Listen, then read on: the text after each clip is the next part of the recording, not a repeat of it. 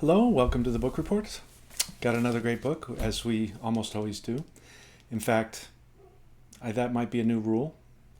I, for the first time, started a book. Well, first time since I've started doing book reports.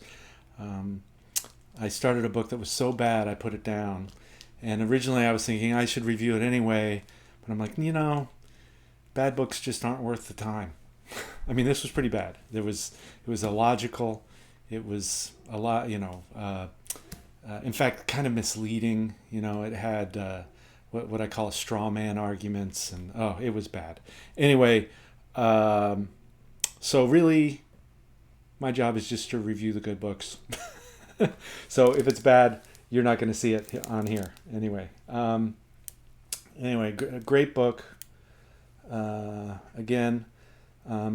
The Weirdest People in the World, How the West Became Psychologically Peculiar and Particularly Prosperous by Joseph Henrich. And weird is an acronym in the weirdest part. The weird part of weirdest is an acronym meaning Western, educated, industrialized, rich, and democratic. I know I say this about almost all the books. I love books. What can I say? But this book was the first in a long time. I mean, I read a lot of books where I learn something, or I change my perspective a bit, or I look at things differently. But this was the first book in a long time that really shifted how I look at certain things in a pretty major way. And most of that has to do with looking at things through the lens of cultural evolution. Joseph is chair of the Department of Human Evolutionary Biology at Harvard University. And he really puts together a well-documented and scientific case for a lot of his arguments. Some of the evidence is, I think, a little thin, but when you put it all together, it's pretty compelling. And I think there will be other factors involved too, but I think he's identified things that, at least as far as I know, nobody else has really put together in this way. And I'm going to start with some questions three questions he posed at the beginning of the book, and then his sort of summary of his arguments and answers. It's a little bit long, but I think it's worth it. So let's return to the three core questions I posed back in chapter 1. 1. How can we explain global psychological variation, and specifically the variation highlighted throughout this book? Answer. To explain psychological variation broadly, we need to examine how history has unfolded in different ways in different places and consider the co-evolution of people's minds with different institutions, technologies, and languages. Targeting the psychological patterns highlighted in Table 1.1, I focused on the evolution of institutions related to 1. Intensive kinship, 2. Impersonal markets and urbanization, 3. Competition among voluntary associations, and 4. Complex divisions of labor with substantial individual mobility. 2. Why are weird societies, and that's weird as in Western, educated, industrialized, rich, and democratic, why are weird societies particularly unusual, so often occupying the extreme ends of global distributions of psychology and behavior? Answer. The sect of Christianity that evolved into the Roman Catholic Church stumbled onto a collection of marriage and family policies that demolished Europe's intensive kin-based institutions. This grassroots transformation of social life propelled these populations down a previously inaccessible pathway of societal evolution and opened the door to the rise of voluntary associations, impersonal markets, free cities, and so on. 3. What role did these differences play in the Industrial Revolution and in the global expansion of Europe during the last few centuries? Answer. By the High Middle Ages, the social and psychological shifts induced by the Church had made some European communities susceptible to notions of individual rights, personal accountability, abstract principles, universal laws, and the centrality of mental states. This fertilized the psychological soil for the growth of representative governments, constitutional legitimacy, and individualistic religious faiths, as well as the rise of Western law and science. These changes accelerated the ongoing social and psychological transformations that energized innovation and economic growth.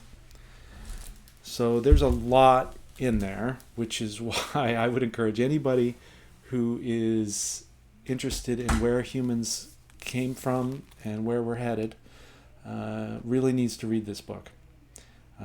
So if you're coming at things from a history standpoint or economic standpoint, or just care about the future of the earth and humanity and how we got to where we are now, partly, this book is worth every minute, every page. I mean, you could probably skip some sections, but I wouldn't.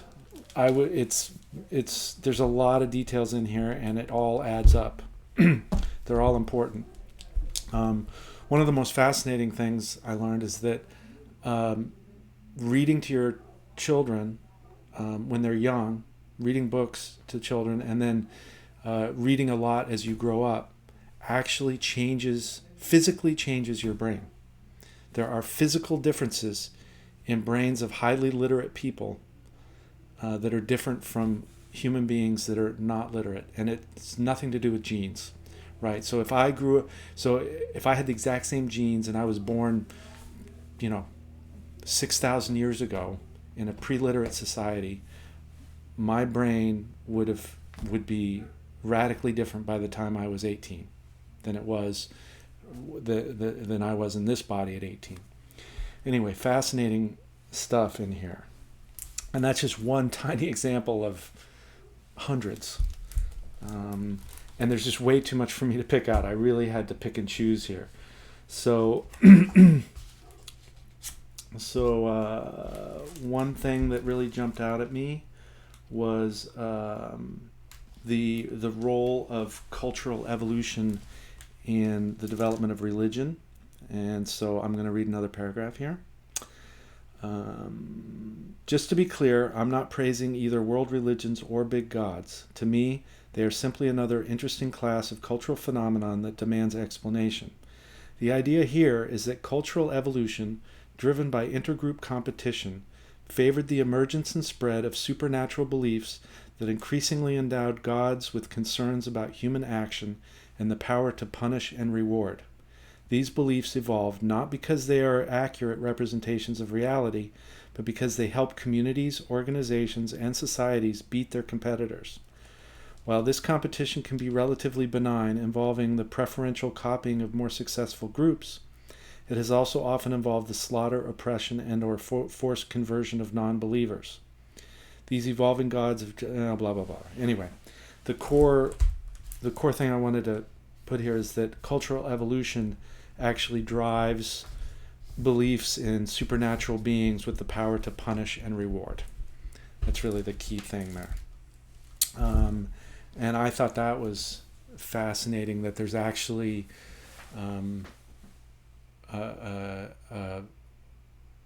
culture, what you might call meme or idea, the evolution of ideas. Actually, there's a evolutionary pressure towards that, because it gives, well, I want to try to keep these under 20 minutes, so I'm just going to stop there. If you're intrigued by that, read the book, and you can see all the evidence behind it. There is a lot of complexity and nuance to this. I will admit that. But it's very well put together, and like I said, pretty compelling. Some of it's weak, some of it's not quite right, I don't think, but it's close, and it's definitely an avenue of research and study that needs more attention, I think. A lot of things in here. Okay, so now on 147. Yes, I thought this was fascinating as well. So, across countries, the belief in a contingent afterlife is associated with greater economic productivity and less crime. Based on global data from 1965 to 1995, statistical analyses indicate that the higher the percentage of people in a country who believe in hell and heaven, not just heaven, but hell also, the faster the rate of economic growth in the subsequent decade. The effect is big. If the percentage of people who believe in hell and heaven increases by roughly 20 percentile points, going from, say, 40% to 60%, a country's economy will grow by an extra 10% over the next decade. This pattern holds even after removing the usual factors that economists think influence economic growth. The data also suggests that it's specifically beliefs about a contingent afterlife that fuel economic growth. Blah, blah, blah. Anyway, there's more to it. But yeah, it's absolutely fascinating. And that's just one factor driving economic growth. Some of the other factors of the peculiar psychology of weird people also play a role, of course, as well. But anyway, I just thought that was worth reading. 191. Voluntary associations, yes, are rare. So another key piece of this book is that psychologists have thought that college-educated, westernized college students their psychology is sort of the human standard, and actually it's very weird, non-acronym, or very unusual, that most humans throughout all of history and even in present day do not have those psychological traits. And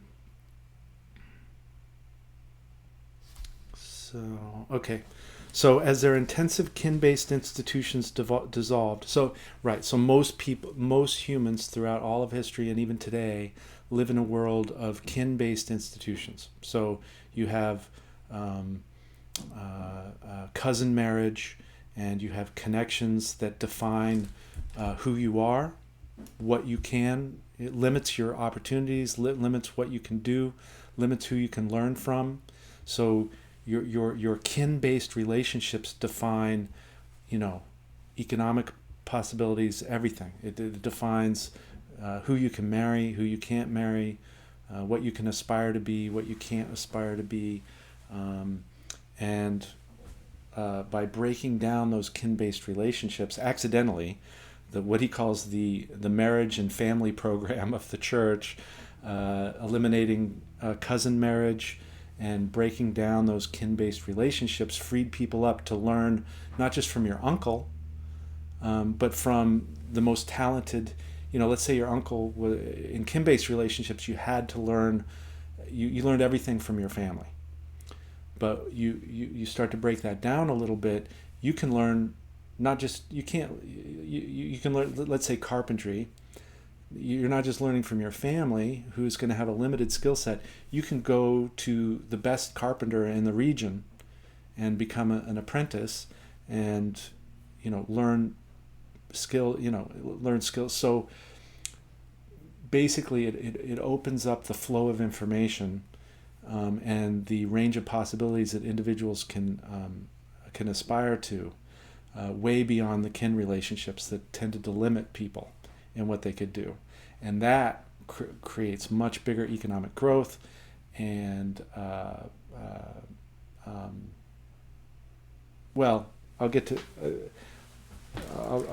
another quote that really describes that well. But anyway, here, so released from family obligations and inherited interdependence, individuals began to choose their own associates, their friends, spouses, business partners, even patrons, and construct their own relational networks. Relational freedom spurred residential mobility as individuals and nuclear families relocated to new lands and growing urban communities. This opened a door to the development and spread of voluntary associations, including new religious organizations as well as novel institutions such as charter towns, professional guilds, and universities.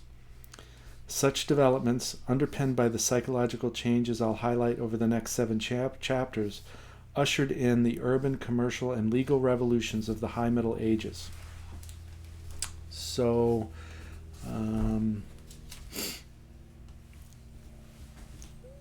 so that relational flexibility has been very rare to perhaps non-existent until the Roman Catholic Church and also the Protestant churches broke down those kin-based institutions in predominantly Western Europe, but also Eastern Europe and a few other places.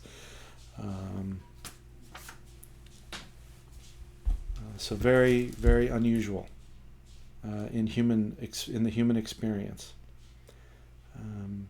Okay, another thing that I really never really thought of that this book really brings out is the effect of monogamy, and that was another huge thing. Basically, for all of human existence, highly monogamous societies have been very rare. Even ones in which most people are monogamous still have some, they allow the very top people, and they allow a lot of sexual flexibility, particularly for men. But the marriage and family program of the church, starting about 1,200 years ago, suppressed that, including, the use of brothels, all kinds of things. I'll get to a quote on that. But just in terms of numbers, if even moderate polygamy creates a lot of single males. And I never really appreciated the math on that. So in a moderately polygamous society, you can have literally, and this is just rough numbers, right? But you can literally have 40% of the lowest status men being single. And being single keeps your testosterone levels high, makes you much more likely to take risks because you don't have much to lose and a lot to gain, right? So if you take big risks in order to increase your status, you're more likely to have, get a wife or a spouse and be able to procreate, right? So from one evolutionary perspective anyway. Much more likely to take risks, you have higher testosterone levels, all kinds of things. And I never really appreciated the math of that and how that could really affect the stability and societal pressures, right? So, all those single men, you tend to have, if you're a successful society, you need to do something with them, right? Often that was an army, and you go messing around with your neighbors, so monogamy, very important to stability. And it's not just monogamy, it's also, let's see here, page, right. So,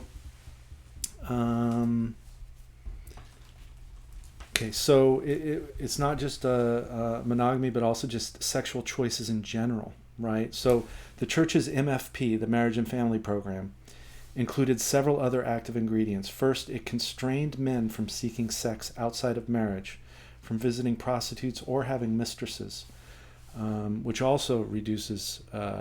so if you're monogamously married and don't really have much sexual opportunities outside of marriage, that also lowers testosterone and reduces risk-taking and encourages more focus on your offspring, which traditionally men didn't spend as much time on, right?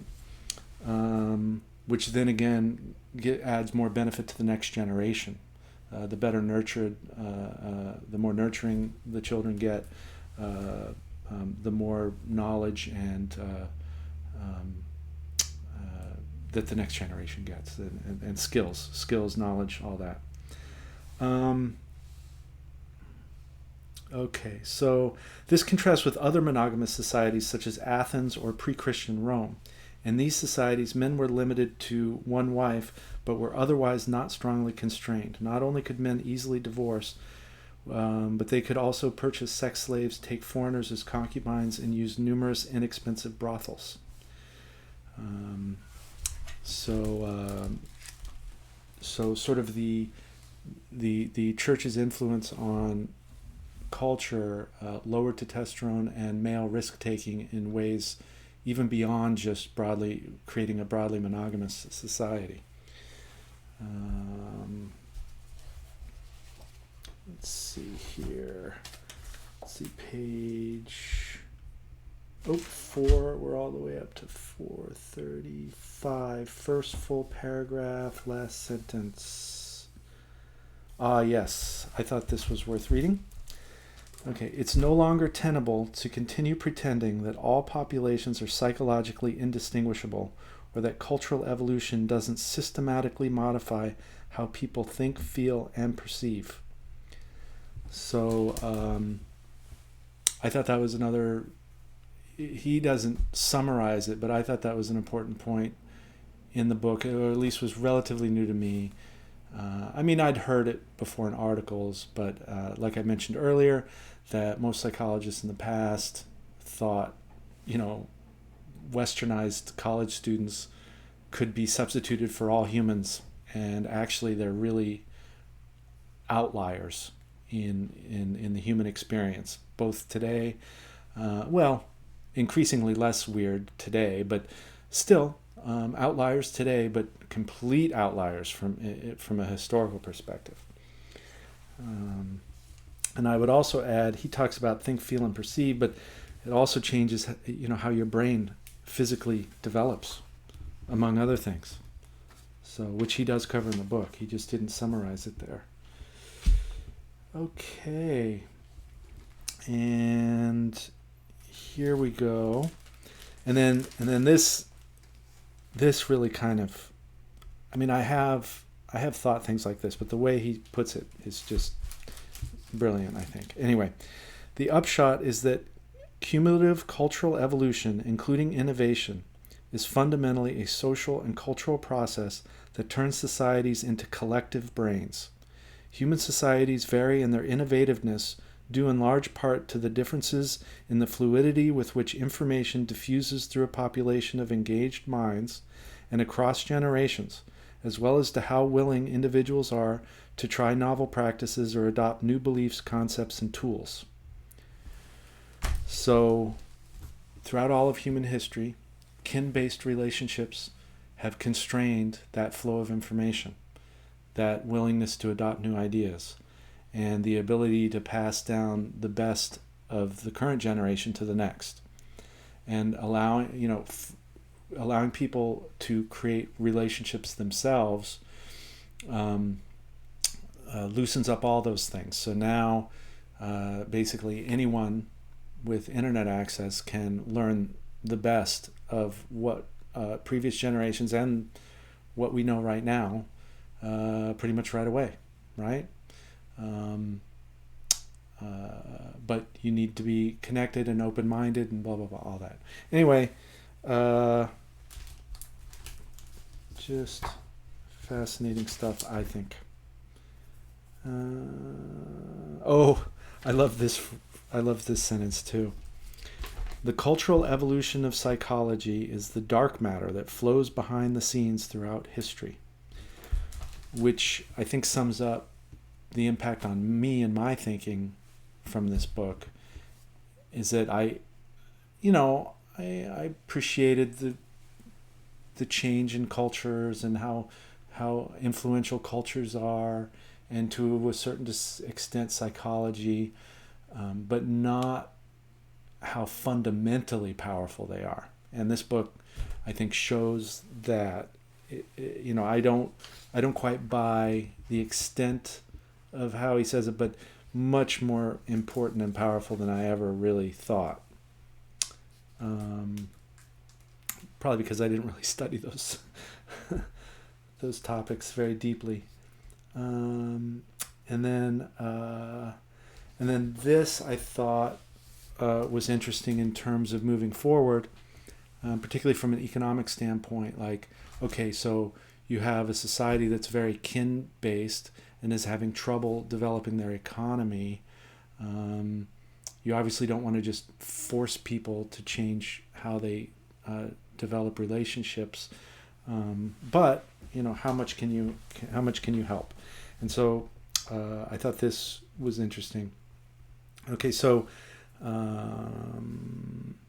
the big difference here compared to pre-industrial Europe is that these 19th and 20th century Asian societies could also copy and adapt working versions of representative governments, Western legal codes, universities, scientific research programs, and modern business organizations in ways that permitted them to plug directly into the global economy.